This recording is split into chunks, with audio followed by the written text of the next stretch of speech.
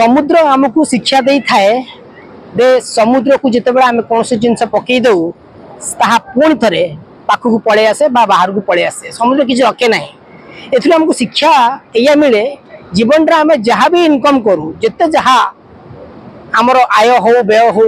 किंतु मृत्यु बेले आम कि भी सांगे नहीं जाई न था तो आमको से गर्व अहंकार रोष कोह कामना ये सब भूलिकी गोटे चिरंतन रहा उचित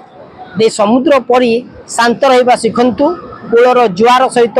मिसिबार सुजोग पांतु एवं जहाँ आपण इनकम कर हरइबे ताहा एक निश्चिंत कथा से निश्चिंत को निश्चिंत भाव स्वीकार करंतु कहीं समुद्र जेपरी किछि रखे नहीं आपण मध्य मला परे किछि सांगे नहीं कि जेबे नहीं केवल सम्मान अर्जन करंतु लोकों को भल पाइबा ग्रहण करंतु देखिबे आपण निश्चिंत अन्य मानकर